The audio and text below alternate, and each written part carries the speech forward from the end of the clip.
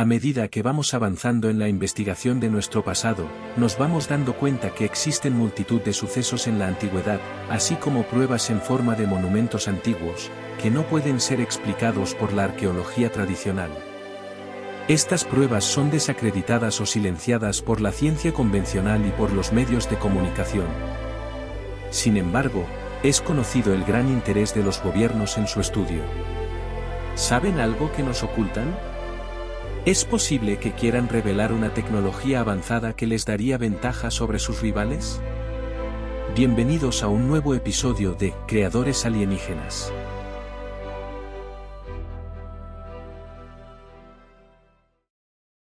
En un día caluroso y soleado del 6 de mayo de 1937, el mundo estaba a punto de presenciar una tragedia que dejaría una marca imborrable en la historia de la aviación.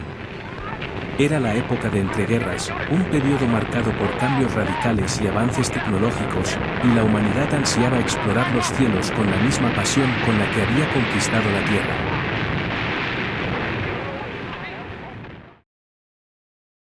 Frankfurt, Alemania. 3 de mayo de 1937. A las 7:16 de la tarde del 3 de mayo de 1937, el Hindenburg partió desde Frankfurt con destino a los Estados Unidos, con un destacamento de oficiales de la Fuerza Aérea Alemana, como medida de seguridad. Era el vuelo número 63 del Hindenburg y lo formaban 36 pasajeros y 61 oficiales, aparte de los miembros de la tripulación.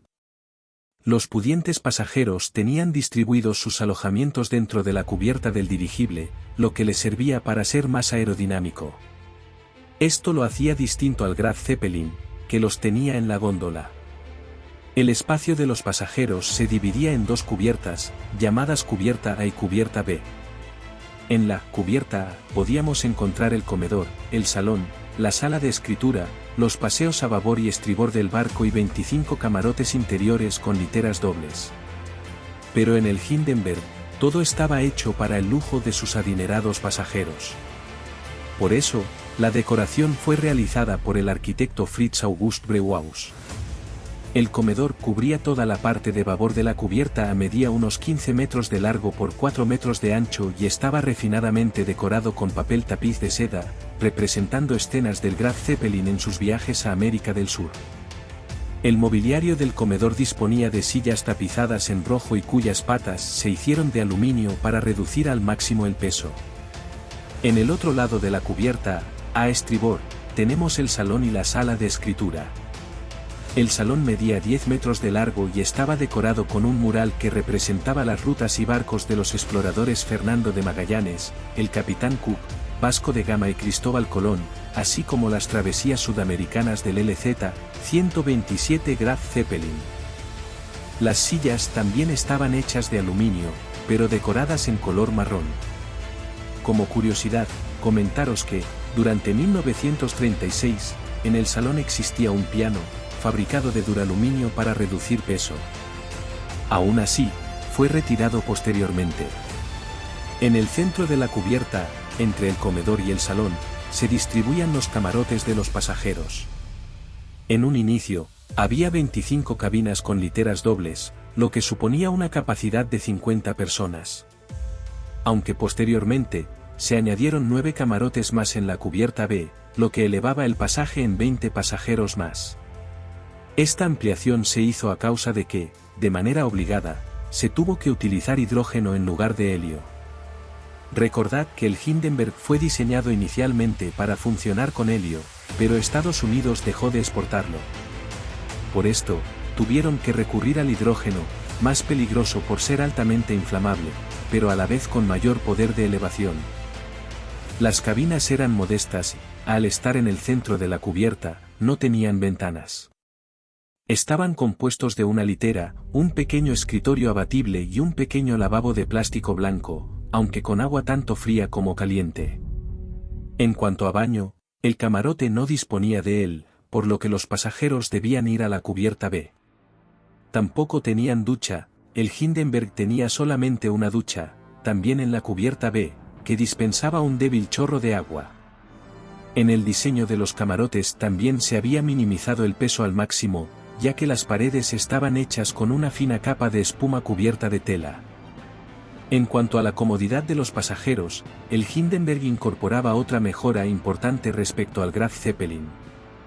Mientras en este último, los pasajeros tenían que abrigarse con todo lo que tenían cuando cruzaban ciertas latitudes, el Hindenburg incorporaba un sistema de calefacción de aire. Y bajamos un piso más dentro del Hindenburg. Esta aeronave era tan grande, que disponía de otra cubierta debajo de la anterior. Llamada la cubierta B, estaba dedicada a acoger la cocina, los baños y duchas de pasajeros, así como el comedor de la tripulación. Pero la estancia más popular en el Hindenburg era una sala decorada de gris y decorada con imágenes de la evolución de los Zeppelins hasta llegar al Graf Zeppelin. ¿Adivináis qué sala es esta?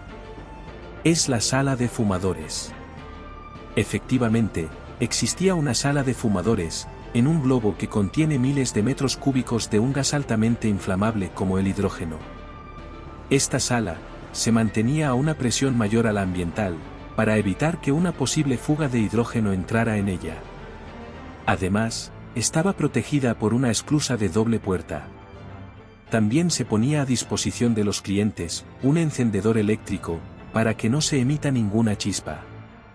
En aquella época, fumaba mucha gente, por lo que era la estancia más popular del Hindenburg, donde disfrutaban de un cigarro mientras contemplaban el paisaje a través de las ventanas. En este caso selladas, como medida de seguridad.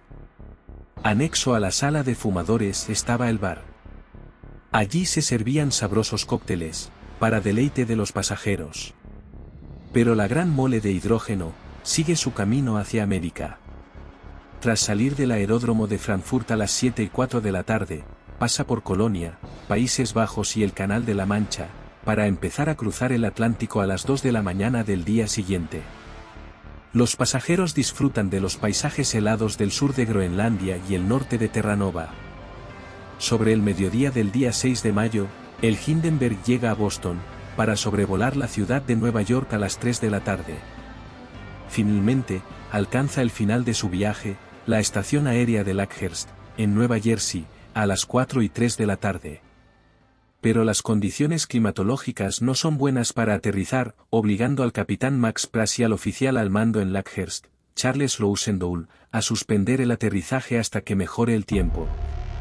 El Hindenburg espera pacientemente en la zona de costa a que las condiciones sean aceptables para tomar tierra, cosa que sucede a las 18 horas. Entonces Rosendahl envía mensajes al capitán Max Pratt recomendando el aterrizaje a las 6:22 y a las 7:08 de la tarde. El capitán Pratt, que maneja el rumbo del barco y la potencia del motor, se dispone entonces a realizar la maniobra de aterrizaje, aproximándose a una altitud de 600 pies con los focos encendidos. Se apoya en su primer oficial, Albert Sand, quien dirige la altitud de la aeronave, asistido por el oficial Walter Ziegler, que maneja el tablero de gas.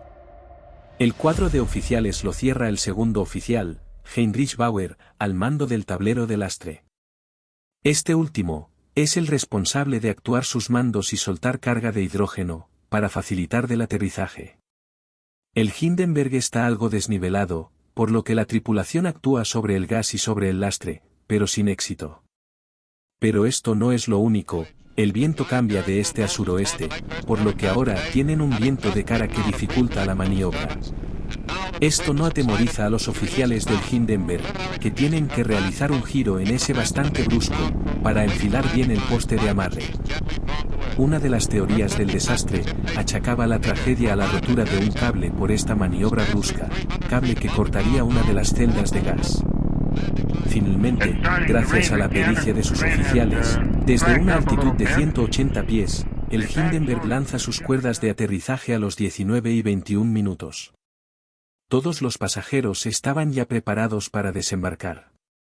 Los oficiales de aduana e inmigración se dirigían hacia el Hindenburg. Unos minutos después, el encargado del grupo de aterrizaje de proa de babor, se percata de un aleteo en el lado de babor, una especie de ondulación de la cubierta exterior. Lo localiza entre las cuadernas 62 y 77, en la celda de gas número 5. Cuando son los 19:25, empieza a desencadenarse una de las mayores tragedias aéreas hasta la fecha. En la parte superior del casco, justo delante del estabilizador vertical, comienzan a percibirse las primeras llamas. El comandante Rosendahl, al mando del aeródromo de Lakehurst, ve lo que denominó una flor de llamas en forma de hongo, frente a la aleta superior. El teniente Benjamin May, desde su puesto encima del mástil de amarre, declara que todo el área detrás del motor de babor trasero pareció colapsar, viendo llamaradas y una especie de explosión, para luego ver toda la cola envuelta en llamas. Pero existen multitud de testigos y declaraciones más. El timonel Helmut Lau declara: escuché una gran detonación amortiguada. Miré hacia arriba y vi, desde estribor hacia abajo, dentro de la celda de gas, un reflejo brillante en la celda número 4. El reflejo que vi estaba dentro de la celda de gas. Al principio era color rojo y amarillo. La celda no explotó, sino que se deshizo por el calor del fuego. El fuego avanzó más abajo y luego tomó aire. La llama se puso muy brillante y el fuego subió hacia un lado, más hacia estribor, según recuerdo haberlo visto, y vi que con la llama se arrojaban partes de aluminio y partes de tela. En ese mismo momento, también se incendiaron la celda delantera y la celda trasera de la celda 4. Entonces se empezaron a caer desde arriba partes de vigas, aluminio fundido y piezas de tela. Todo esto duró solo una fracción de segundo. El fuego iniciado en la cola se extiende con rapidez. Aún así, la nave sigue estabilizada unos segundos más antes de que la popa se vea envuelta en llamas y comienza a hundirse. Los pasajeros, que se agolpan en los pasillos laterales para ver el aterrizaje por las ventanas, caen y se golpean contra las paredes y muebles. El fuego se extiende tan rápido, que el Hindenburg es pasto de las llamas en menos de un minuto. Para la supervivencia en estas situaciones, es fundamental la suerte, ya que depende de dónde te encuentres en el momento del accidente, tienes más o menos posibilidades de sobrevivir. Tal es así, que los pasajeros o la tripulación que está cerca de las ventanas en la cubierta, sobrevive al accidente. Por otro lado, las personas que se encuentran en la parte central de la nave, como la zona de camarotes, mueren. Un ejemplo de esto es el de John Pans, quien se encontraba en el comedor en el momento del incendio.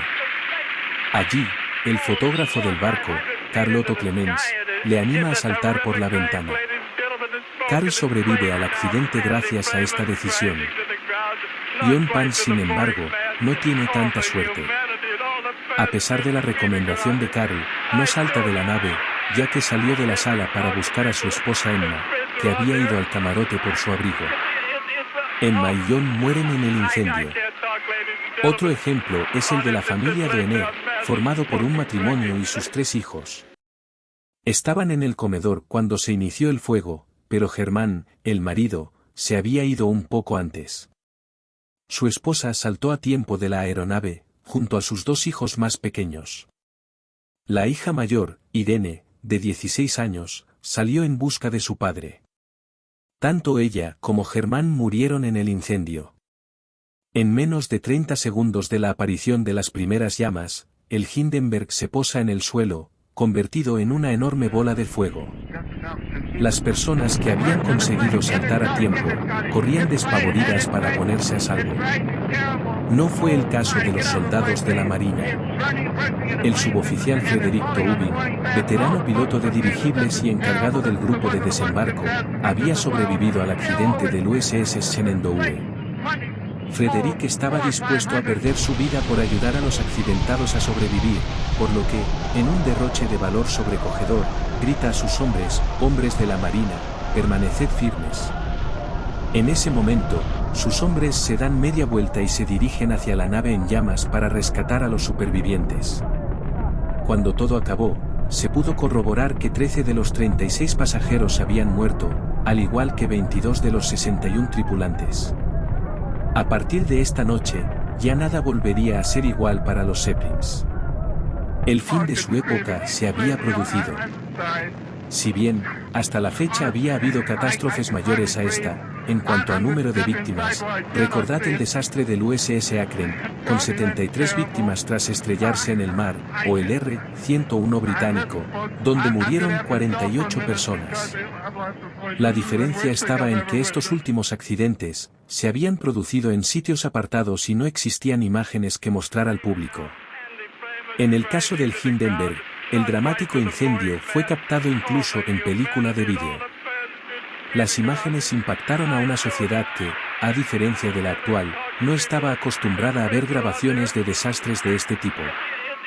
Los dirigibles habían dejado paso a una aviación, que estaba ya en pleno auge. La noticia tendría un eco mundial. El presidente de los Estados Unidos, Franklin Roosevelt, envía sus condolencias a Hitler. Mientras tanto, Hugo Ekene, quien había sido apartado tiempo atrás, dormía en Graz cuando es despertado para contarle lo que había ocurrido. A pesar de todo, Ekene fue designado para encabezar la comisión que investigaría las causas del accidente, para lo que se trasladó a Lakehurst. As long as investigation is pending, it is impossible for me to give you any statement or any ideas regarding the causes of the disaster.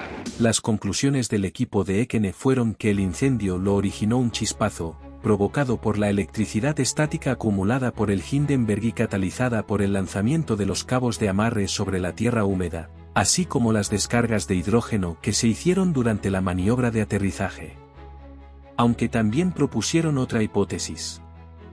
La comisión veía posible que la brusca maniobra de aterrizaje provocara un sobreesfuerzo en la estructura del dirigible que no pudo soportar. El Graf Zeppelin fue amarrado en su hangar y nunca más volvería a volar. Ekene, tenaz donde los haya, no se rendía y solicitó a Estados Unidos que suspendieran el veto a la exportación de helio, para poder usarlo en el gran dirigible LZ-130. Ekene quería hacer ver a Estados Unidos que no había ninguna aplicación militar en los dirigibles. El obstinado Ekene lo consiguió finalmente el 7 de diciembre de 1937. No duraría mucho la alegría para Ekene, ya que el 12 de marzo de 1938, Hitler se anexionaba a Austria y la venta de helio volvió a suspenderse, por lo que tuvieron que volver a emplear hidrógeno para rellenar el LZ-130, que no se usó como transporte de pasajeros, solamente para demostraciones del poderío nazi. En el inicio de la Segunda Guerra Mundial, tanto el LZ-130 como el Graf Zeppelin murieron definitivamente, ya que fueron desguazados para aprovechar el duraluminio de sus estructuras en la fabricación de aviones. La era de los Zeppelins, que con tanto esfuerzo y tenacidad, había construido Hugo Ekene había llegado a su fin. El sueño de su predecesor, el conde von Zeppelin, había terminado. Pero, ¿qué sabemos hoy día de las causas del accidente? La teoría más aceptada ha sido la inicial. El Hindenburg estaba cargado de electricidad estática antes del aterrizaje. Una chispa producida al lanzar los cabos de amarre a tierra, hizo que saltara una chispa, que entró en ignición debido a la liberación de hidrógeno que el piloto realizó en la maniobra de aterrizaje. Pero hay más hipótesis. Como la liberación de hidrógeno debido a la rotura de la estructura y posterior rasgado de una bolsa de gas, a causa de la brusca maniobra de aterrizaje que realizó la aeronave al aproximarse a Lakehurst. Pero estas hipótesis no son las únicas. También existen teorías que apuntan a un sabotaje. El FBI realizó una investigación, que salpica al ingeniero alemán Erich Spell. Spell tenía una novia de ideología comunista y no simpatizaba nada con el régimen nazi. Otro sospechoso por no simpatizar con el régimen de Hitler era el acróbata Josef Spa. Aunque existe otra teoría que apunta al suicidio de un pasajero. Esta teoría se basa en una prueba tangible ya que, entre los restos de la tragedia, se encontró una pistola Lager. Pero no queda ahí la sospecha, además se daba la casualidad de que le faltaba una bala. ¿Y vosotros, qué pensáis que ocurrió realmente? ¿Creéis en la teoría que sugieren los científicos, de que el desastre fue causado por un escape de gas y una chispa, provocada por la conexión a tierra de la aeronave a causa de los cabos de amarre? ¿O por el contrario, ¿Pensáis que hubo un sabotaje para destruir el símbolo más visible del poderío nazi? Solo el tiempo lo dirá.